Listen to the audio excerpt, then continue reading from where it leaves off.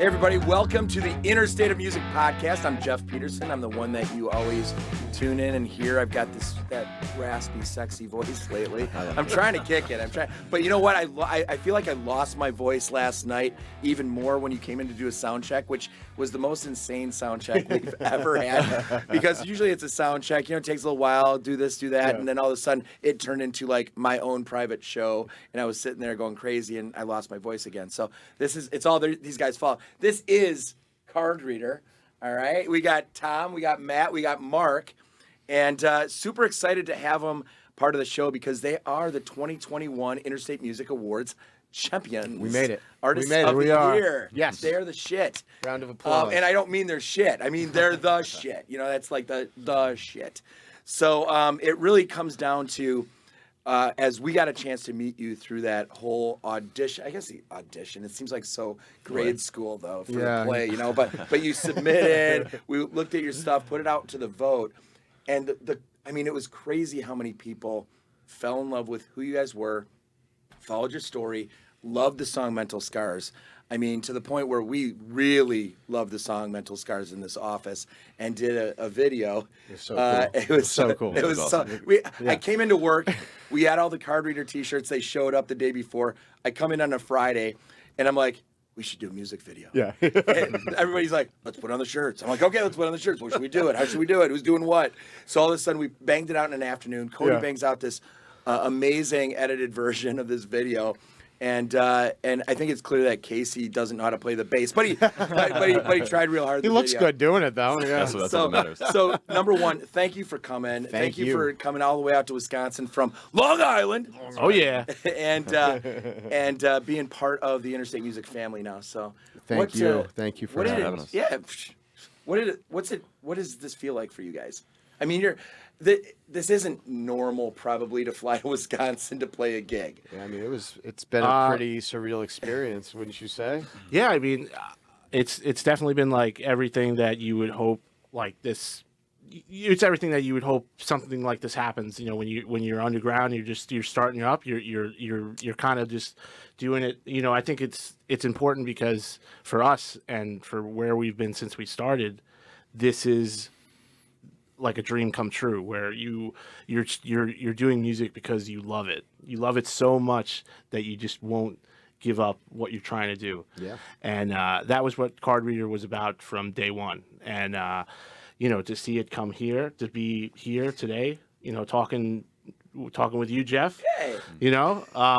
And for everyone checking us out at home, we're here living. We're living the dream right now, at least for 1 day or 1 to 2 days here in Milwaukee. So, we want to keep the momentum going, and we want to set an example for other musicians, and help inspire the message that you can, if you love music, if you are in it for the right reasons, if this is what makes you who you are, like it does for us, you deserve.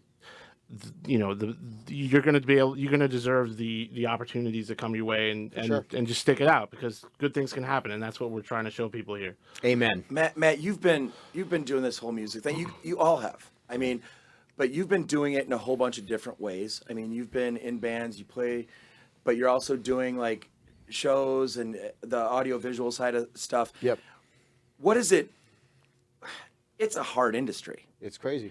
It's not it's not a, if it's a hobby, it'll always be a hobby. Right. If it's a passion and you try to figure out a way to fit it into your everyday, it's exhausting. Oh, for sure. And so tell me a little bit about like how it started for you, when it started for you, and why are you still doing it?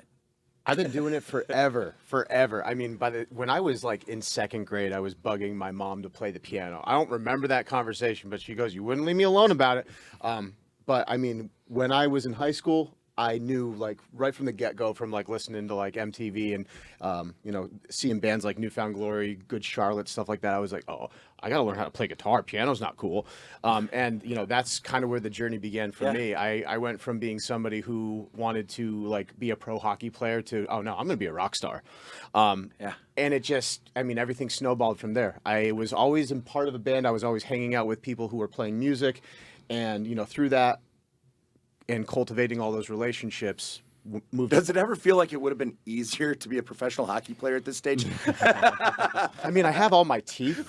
There you go. So that's a plus. That's a plus. It's a plus. That's awesome. They get paid pretty consistently though. But- they but get yeah. paychecks, Yeah, so. they get paychecks. They don't just get beer. I might Yeah. get punched in the face for a steady paycheck. It's all right. Yeah. Yeah, I mean, that's- there's nothing I'd rather be doing. It's always been kind of like, it went from being a hobby to like, oh, I'm making a little bit of money doing this. Oh, wow, people are paying attention. Holy crap, we're getting flown out to Milwaukee.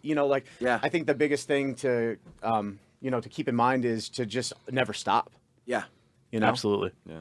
And Mark, I mean, so you're basically like an amazing guitar player. There's no shit. I mean, Thank you. So, I mean, I see you in the videos, I hear you in the songs, all that kind of stuff. But there's a difference between listening to a downloaded song or watching a video and actually seeing an absolutely unbelievably talented musician actually play. I mean, like Thank you. It means a it's staggering to just sit there and stare at your fingers up and like it's like I'm like that's not even human.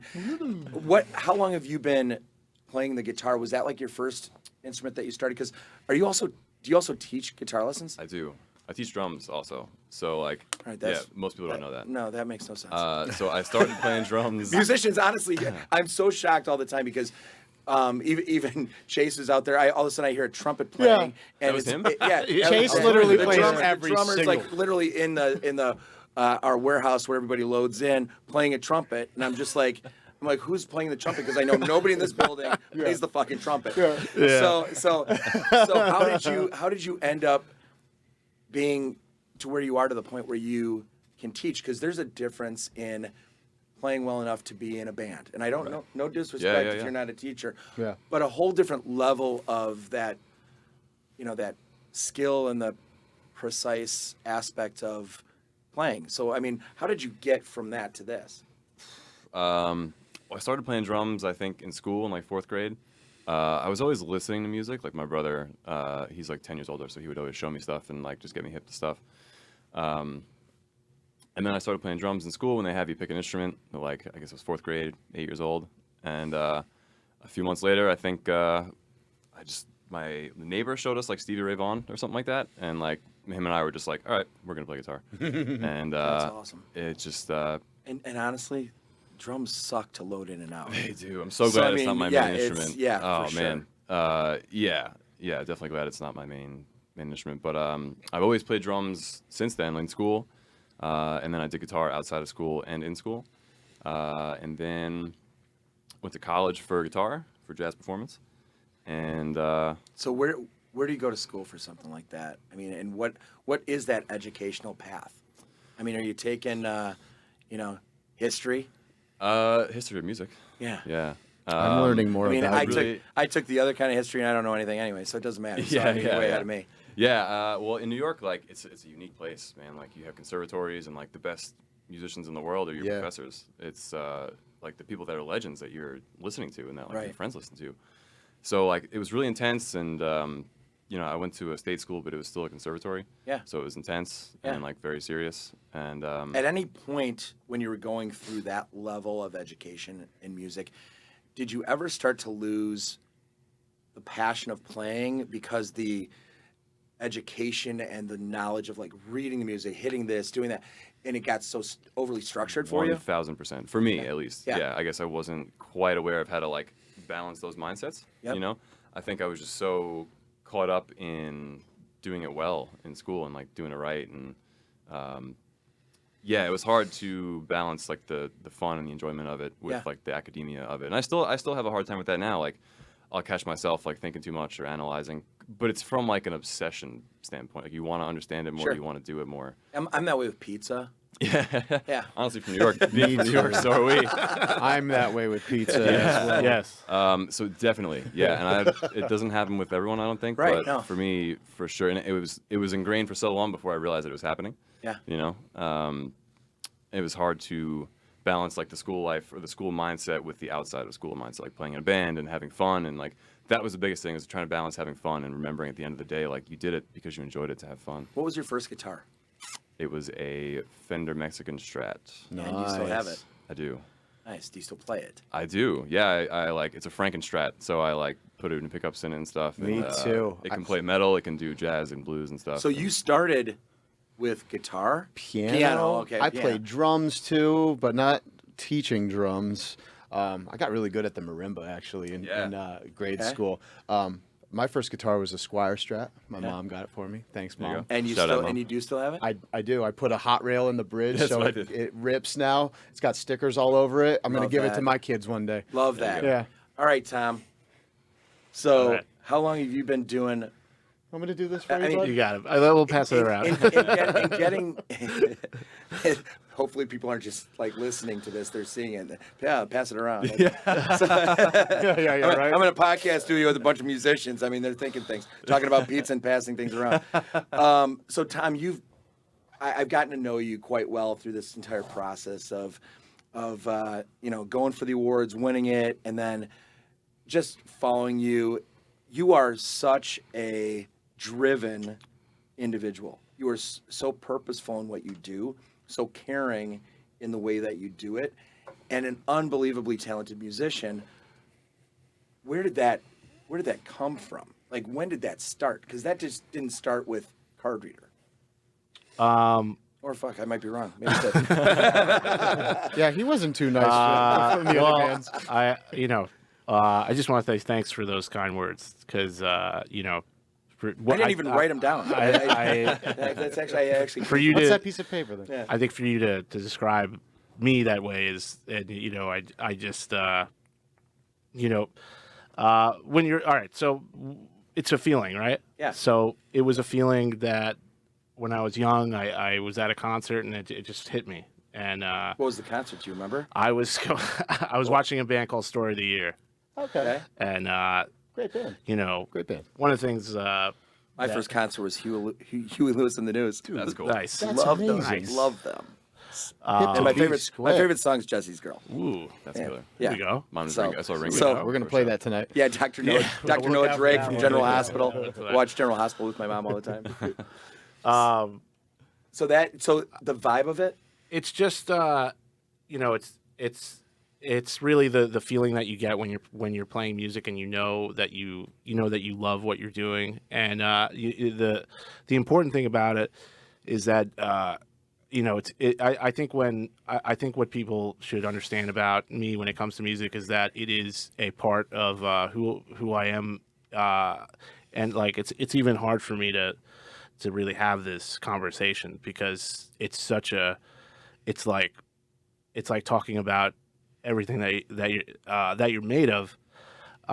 One thing that I would like people to understand, and it's hard for me I'm such an emotional person. I am like an insanely emotional person, and the reality of it can is vouch for that that. I get all these emotions from music. I'm a crier. And Yeah.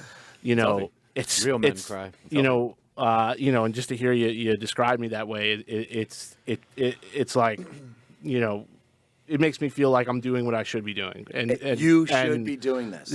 I mean, that's man. that is exactly and, right. yeah. You should be doing this. I And think it shows in the music too. yeah, I just think that when you're growing up and you're understanding what society is about, and you're faced with a lot of challenges. People give up on you. People leave you behind, and when you're see, when I talk, I'm replaying things that have happened to me.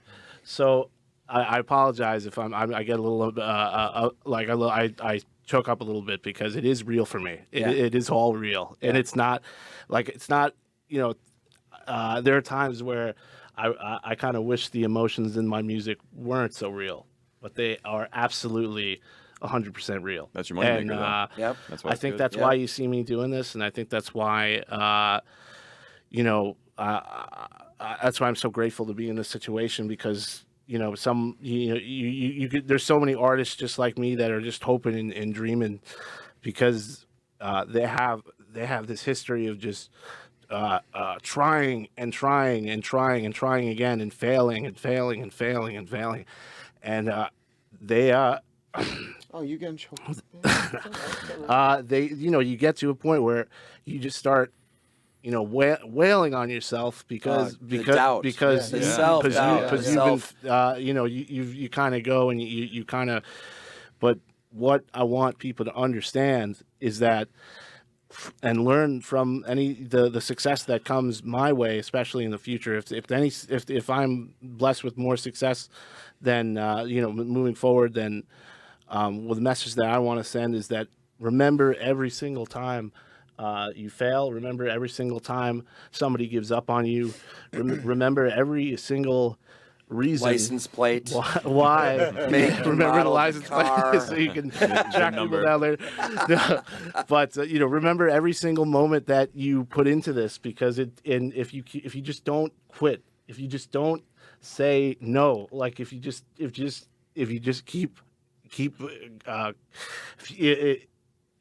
you see, I have tried to quit. I have thought about quitting, and Don't quit us. It's not. Don't quit, Tom. I'm thankful that I'm emotional because I'm thankful that I haven't quit, and I get to be here in Milwaukee in 2021. I'm talking to I'm talking to the live stream. I'm talking to the podcast. Talking to me, man. I'm talking to Jeff, literally. But if you just don't quit, if you just rely on what you think about yourself, the most important opinion about you is your own opinion. Yeah, and that's nothing else matters. Amen. Whatever you're doing. And I like Blake Shelton, but I mean, if he doesn't turn his chair around, that doesn't mean it's over for you. I mean, that is absolutely. kind of a quick analogy on just the way musicians get judged. You get judged so Constantly, quick, forever. For sure. and so harshly, and so visually in front of you. I was having this conversation with you guys before.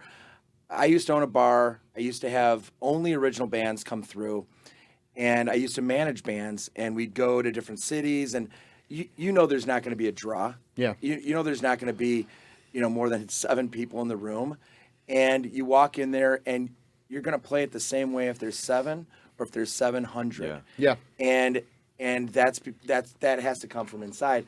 But the problem is when you go in there and there's 7, and then you start playing your first song, and 4 of them walk out because they had no idea there's live Right. music that Yeah, day. yeah. They actually wanted to just shoot the shit with each other. So Right. louder music in the bar was getting in the way of what they went out for. But they up and walk out right in front of you. This is what musicians go through every single show, every single gig. The sure. whole journey is slaps in the face, flicks in the nuts.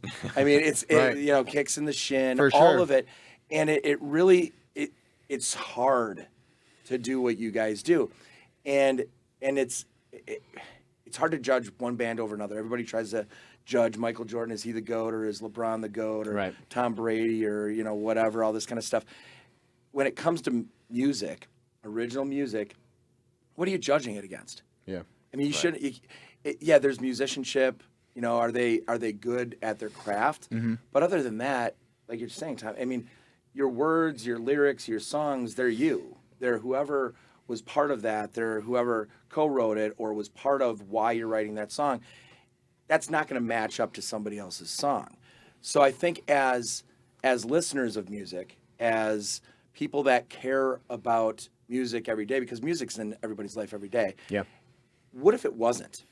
It's one of those things like, if we're going to sit there and stand up and just turn our back on a band that we've never heard of, and we walk out of that bar, that venue, because I don't think I like them, and you flip and you turn and walk out, part of you is stopping the possibility of the next generation, the next band that makes it, because it is hard to get up there and constantly have that happening in front of you. And a lot of it, I give a lot of credit to the courage of original bands that are going out there and being true to themselves and playing in front of 7 people, and then eventually 3 or 4 walk out. Yeah. And you keep doing it. Perseverance, man. It is. It's such a big part of it. Yeah. And like, what's the venue that you've played that you can go back and say, man, that was awesome?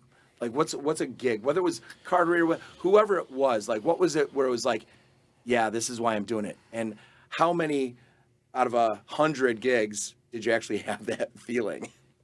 Tom. Yeah. You know, it's funny because we've all been in different bands over the years, and I would love to, you know, this is our first show, obviously, so I would love to have a card reader experience to relate this to. But, you know, we used to do these shows in Queens with Matt. Matt and I used to play these shows in Queens, and we would play shows at this church. Oh, yeah. And, Yeah, I remember. You know, it was always littered with kids that just wanted to be there because they loved music. Didn't matter who Shout you out. were. Yep. To Hollis Woods Community Church. Church in Queens. So Awesome. we used to put on shows there, and it was Matt and I, and it was just, you know, always filled with kids that loved the music, were there for the right reasons. They'd be there before the doors opened. Things that you don't normally expect when you're in New York as an underground musician. Yeah. And you know, there's plenty of great venues and things like that, and you always have good experiences with the more legitimate shows. But at the same time, if you can find a place like that and kids are just Those were coming the because, best.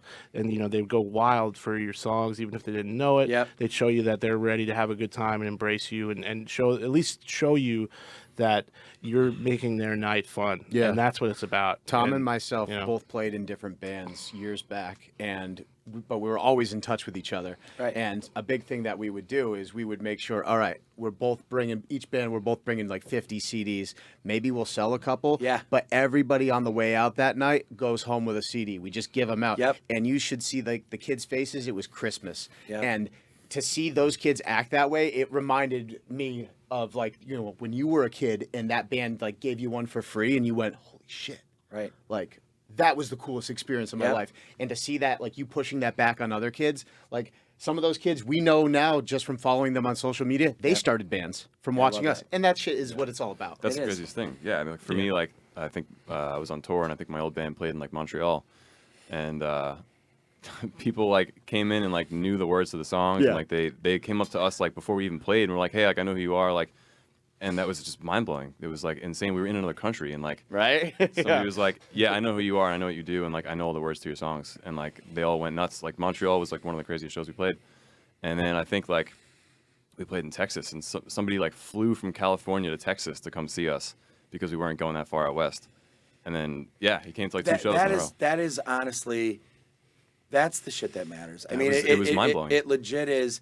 It's not about how many people. It's why the people are there and how they treat you. The reality is, you know, I sit here and everybody that's coming tonight for the live stream and the 125 people that are going to be here in our space tonight for capacity, they're from all over the place as far as genres of music and all this. Yeah. But what they are is they're appreciative of I love it. the people that do it. So, I mean, and that's what we want to try to do for musicians is do what we can to elevate musicians and original music and help with that journey because, listen, we're interstatemusic.com. We sell stuff. Right. So does Sweetwater. Yeah. So does Amazon. So do a whole lot of people. Right. And they're all great. I'm fine with every other. I don't consider them competitors because I'm not trying to be them. Right. And they're sure as hell not trying to be me right now. Yeah, sure. But what Interstate Music, what we've decided as a company is we care more about the musicians. And if you decide to buy from us, great. But if you decide to buy from us, it's going to be because you realize how much we actually care about your journey and what you're 100%. going through and the appreciation and the elevation that you need. You need help. You know, because your platform is your platform. It's your friends, your family. Your cousins, Yeah. It's like to get a little bit wider in scope. And that's what we want Interstate Music to be for musicians all over the world. And so that's what's fun for it, you know, for us. And that's why this is like, there's a buzz around our office. Every time we have a different band coming in, getting ready for it. Every time we meet the people that are part of it, everybody's like, man, they're just so nice. Yeah. You know, and Absolutely. And it really comes down to that's what we're trying to do this for is because everybody does have these stories. They're different, but to them it's the same. Yeah. It's the same type of story, same type of journey. Yeah.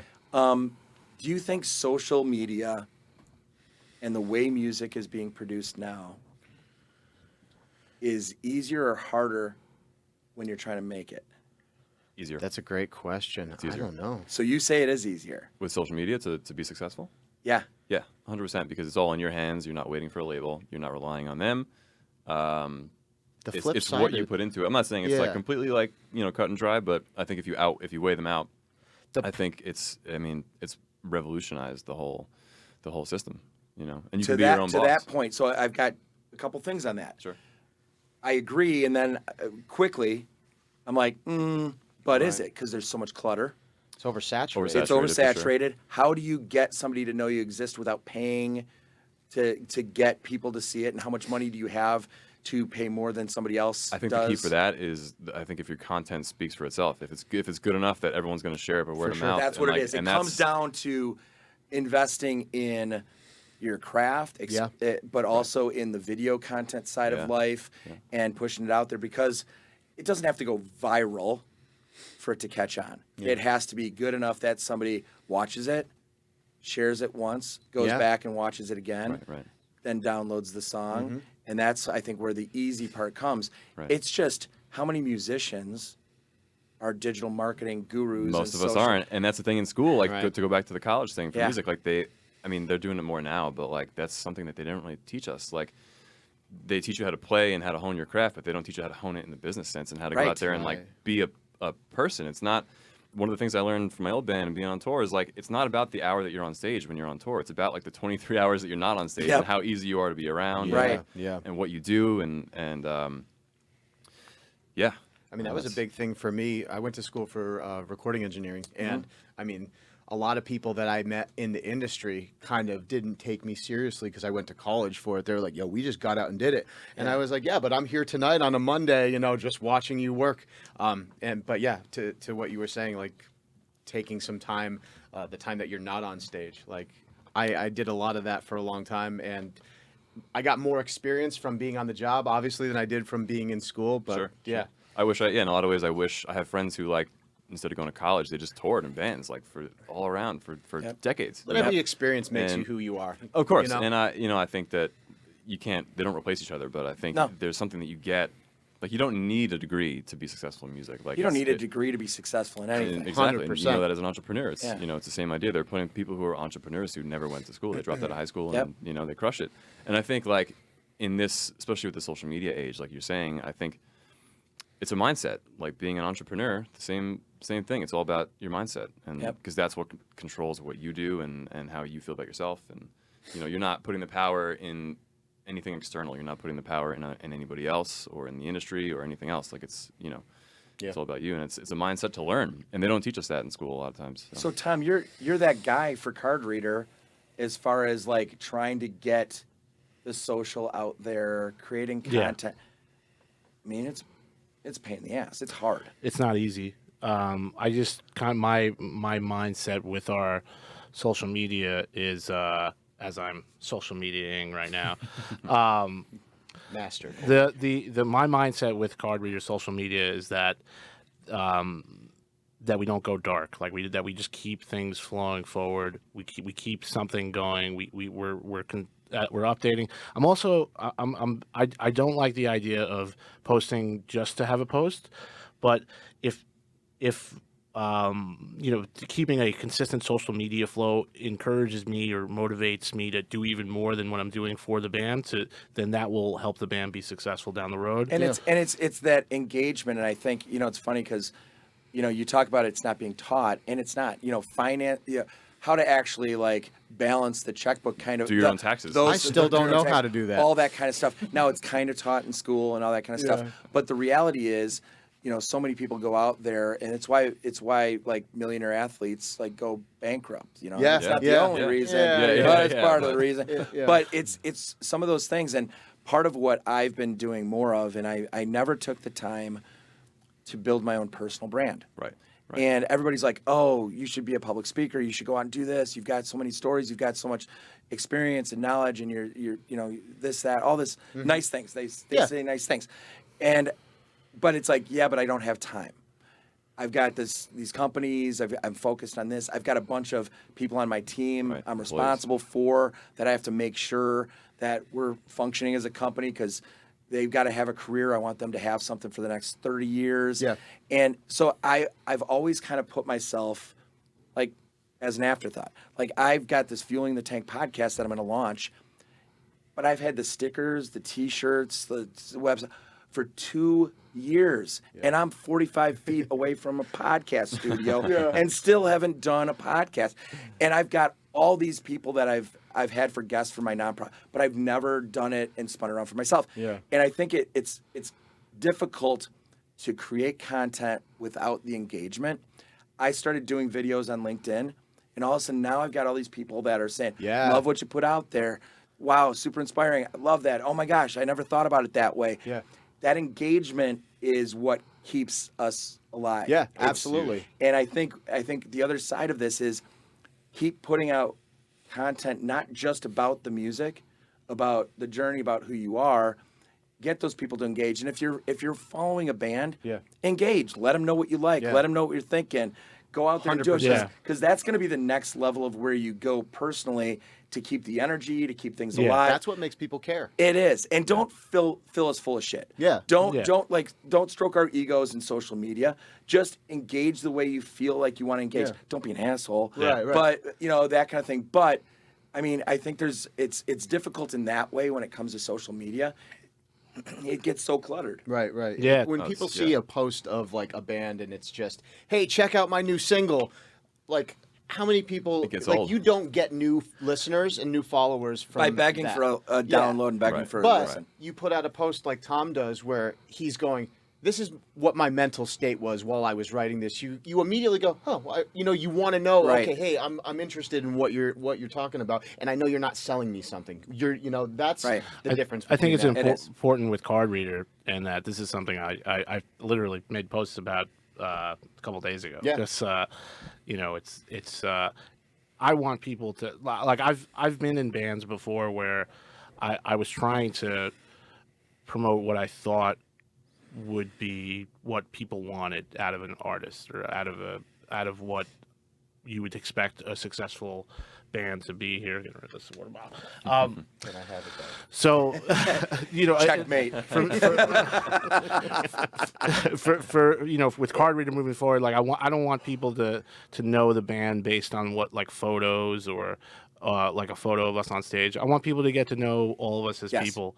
Yeah. And I want people to understand why the music has certain vibes, why, because it's like Jeff said before, this is who, the music, when I'm talking through music, I get to communicate in a way that I cannot communicate through talking. And that's just the way it is. And that's why the songs get really highly emotional at times. That's why they get really exciting at times or sad, because these are the only outlets I have to communicate emotions. And for me, that's how it works. That's what music does to me. And it's a beautiful thing, really. It gives me the kind of expression I need, and to have a band like Card Reader, and to be able to come on this, to be talking about it and spreading positivity through it, and taking part in this event is, it just means that it's for good call. It's for good. I'm great with my words. It's just good. It's good. It's a good feeling. It's good, and you should feel good about any kind of art that you express. No one should ever try to take that away from you. Just be yourself, and just be proud of who you are, because that's the way it goes. And the more you do it, the more good things are going to come your way. And also, it doesn't matter how old you are. Exactly. No matter, like, keep going. There's no age limit. No age limits here. There's only people and what they're capable of. Some of the biggest hits weren't made until people were like 10 to 20 years in their career. So, I mean, we're living proof. Yeah, you don't know what's going to hit and pop and what's going to come out. And the other side of it is, I say this a lot to people, don't get stuck in your own genre that you think you're in. And because we've got people that come when we do the live events here and stream them, that are here for every genre of music. Yeah. And like we had a country artist here a couple weeks ago, Drake Milligan. Shout out Drake. Solid Drake. show, Yeah, man. he was awesome. It's one of those things where he's a country guy, he's old school country. And everybody's like, "Oh, I don't think I'm going to come to this one. I don't like country music." And I'm like, and I go, "Just come." Drake Milligan's like a legit solid guy. He's an awesome person. He's doing great things. You're going to love his show. And they're like, fine, I'll do it just because I'll do it. I'll come, fine. I'm like, I'm freaking giving. It's an open bar. Yeah. It's like that's part of it too. It's an open bar. I'm treating you right. See you there. So they come, and every one of those people that said that they weren't a country music fan specifically came up to me and said, that was a fantastic show. Thanks for pushing me to come. Yeah. Start pushing yourselves to go listen to other styles of music, whether it's in your car, whether it's at lunch at your office, Absolutely. whatever it is.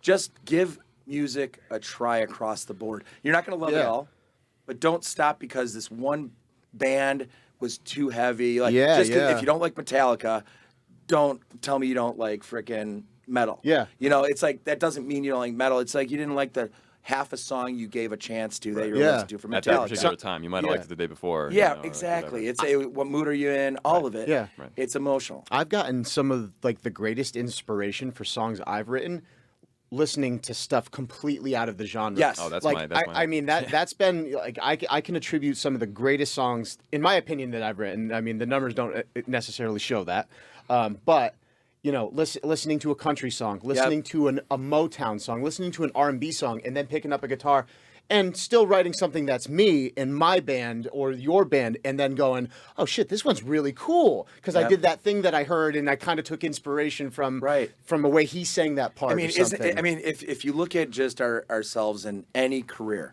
like I tell everybody, everybody's like, if you're a CEO of a company, you're supposed to read like 7 books a year. Yeah, it's really interesting. And I don't read any. Yeah. I cannot stand reading books. Yet I'm in the process of writing a book. I'm a hypocrite. Right. All right. So it makes no sense. It's just one of those things. I'm like, I got some stuff I just got to get out of my head. I don't care if anybody reads it. Yeah. That kind of thing. But it's one of those things where everybody's like, oh, but you get all this inspiration. I don't want to go be somebody else. Yeah. And I have all of these people that I surround myself with that I legitimately like. I know I'm pulling things from each one of them naturally, organically. And when I'm feeling like I need this from this person, I reach out to that person. I don't sit there and try to regurgitate my life like somebody else. If you listen to a whole bunch of different music, I think, Matt, exactly what you're kind of talking about.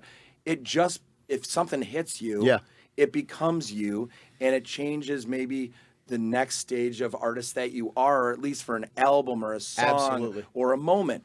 And if we put ourselves in these little boxes, guess where we're going to live? We're going to live in this little box forever. Comfort zone. You're limiting yourself. Yeah. So why but it's hard. I get it. A lot of people just don't do it. The best thing you can do is take chances. So each one of you, all right, moving forward in whatever aspect that means in music, okay? Whether it's card reader, whether it's helping another buddy's band out for a gig, whatever it is, what is that one, and don't say the biggest venue in the country, legitimately, like what is your next level goal of where do you want to play? Like what's the place that you really want to play at that maybe you put it out there and put it out in the universe right now that maybe somehow somebody's listening and they're like, I like these guys and I know somebody that knows somebody that knows somebody. Put it in the universe. What's a venue that you may never have played before? You don't know where it is. Like, where is it that you'd be like, I just want to play there? Is the Troubadour still open? Yeah, it is, I think. I think it is open. That's like a legendary venue. I feel like I heard like it might have shut down. Anyways, I mean, something like that, I'm not trying to do the biggest venue in the world. I think it's just way more fun to play like a 400 or 500 cap room. Mm-hmm. Yeah. Like people care.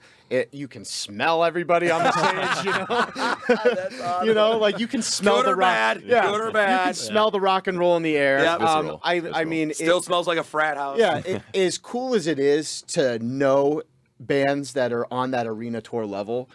Yeah. It's amazing. I'm not a huge fan of that because of, I don't want binoculars to see my favorite band. Yep. I'm happy for them up there doing that. That's kick-ass. That's why everybody that comes tonight that's in person or even on the live stream. We're meeting everybody.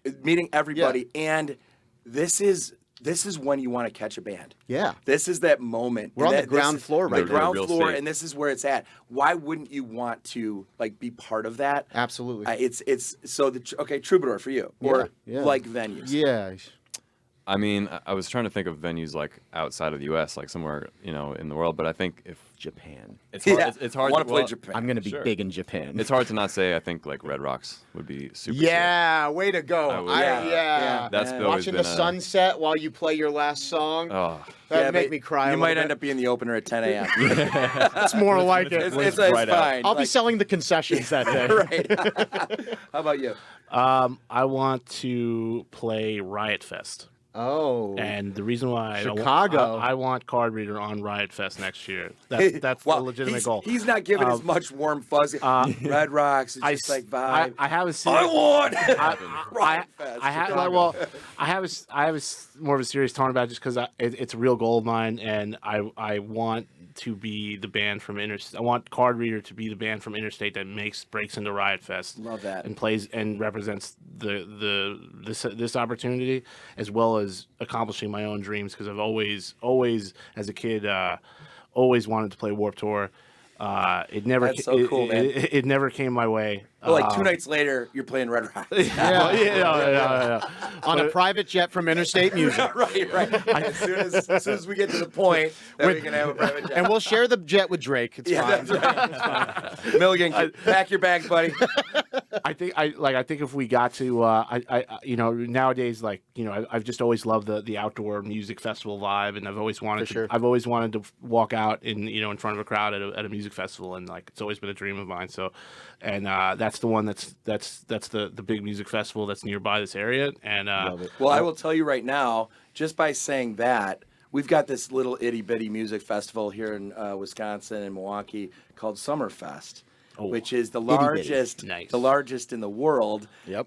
So 11 days. yeah, so we're gonna go ahead and put that out there because I know somebody that knows somebody that knows somebody that knows somebody that knows somebody that might at least give a listen and maybe give you maybe a slot or something next year. Or we'll sell concessions there. Yeah. we'll just hang out. We'll just hang out and sell like $12 beers. So what's next? What's next for Card Reader?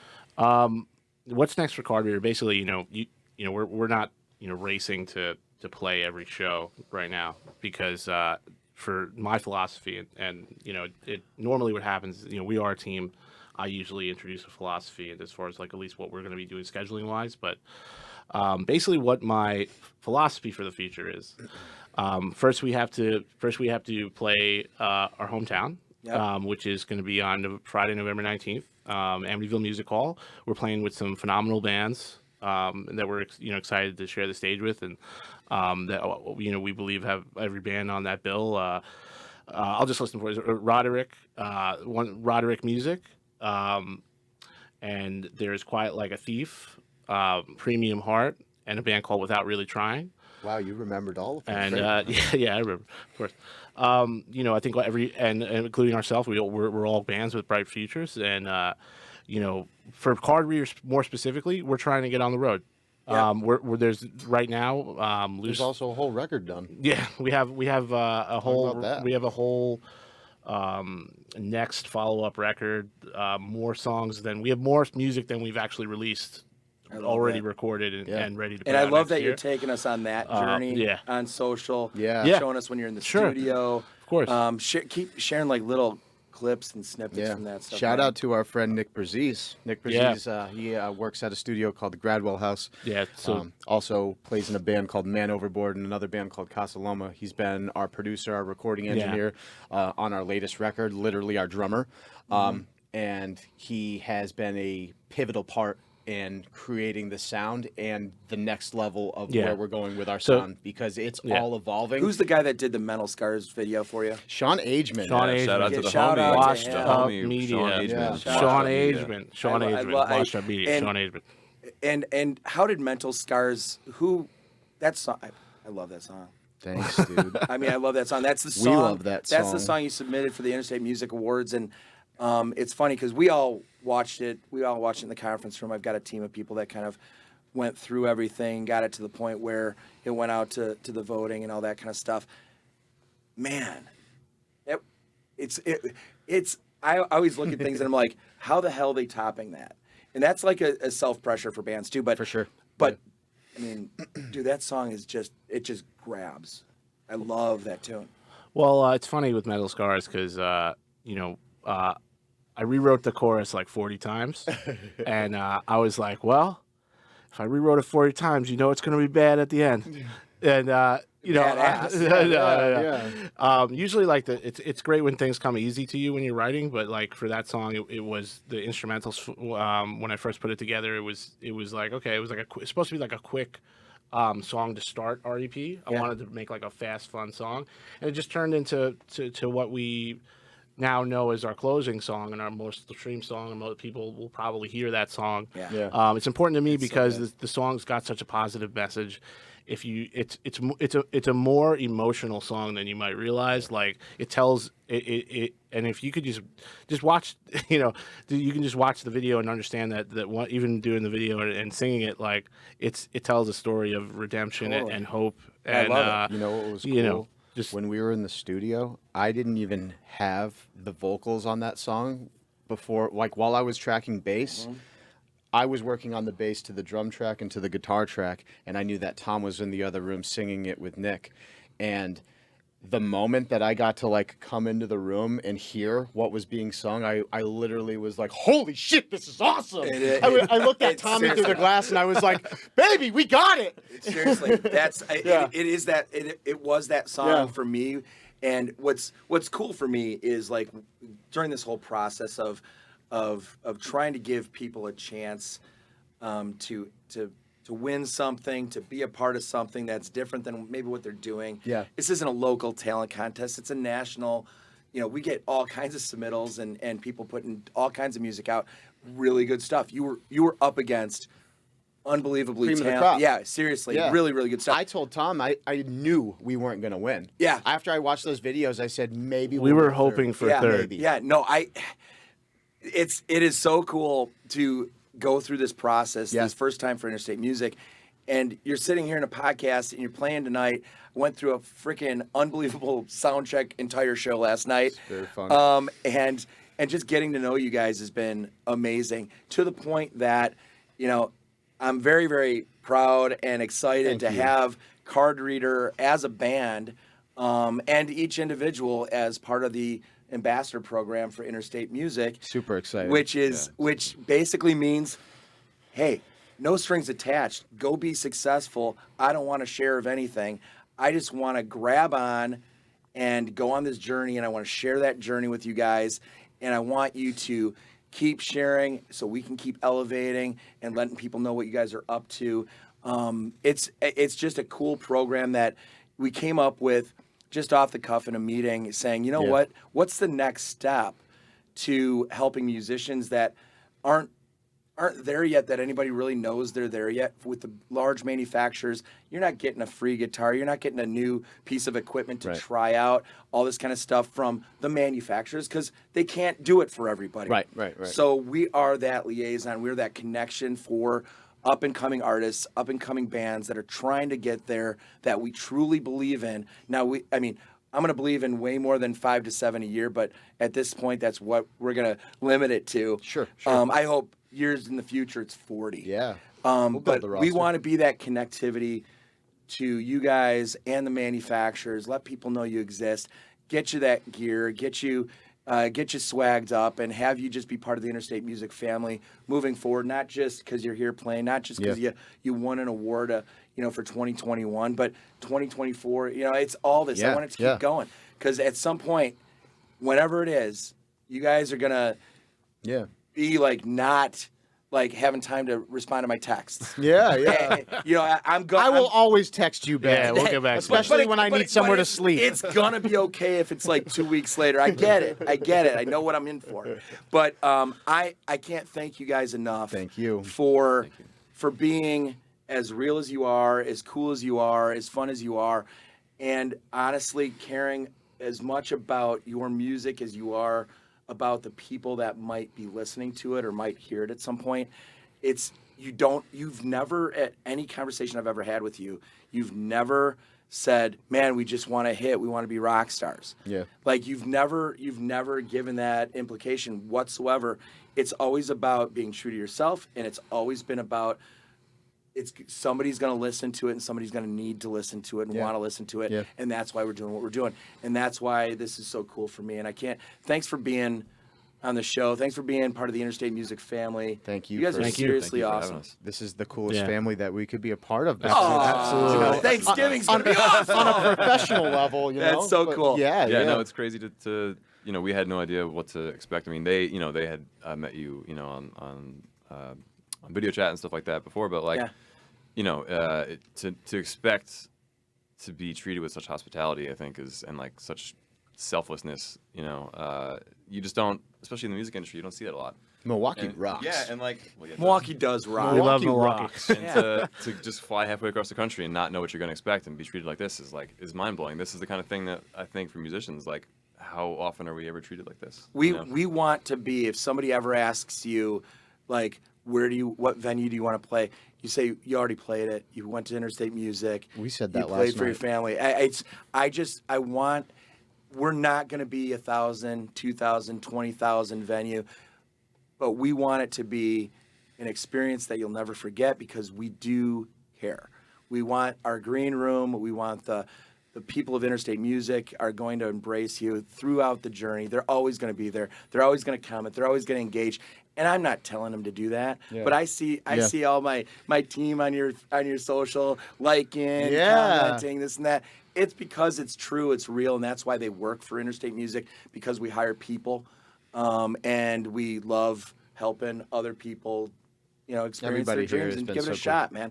So thanks for being part of the show. Thanks for being all this Interstate Music hype and all the fun. Make sure you tune in for these guys, this live stream. And if you can't and you're listening to this later on, go back. It's going to be there. Go back and watch it. It's going to be an amazing show. These are amazing guys.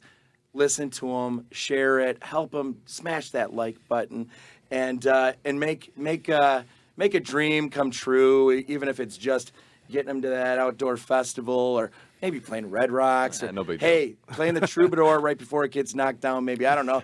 But thanks for being part of it, guys. This is the Interstate Music Podcast. I am Jeff Peterson, and Peterson is out.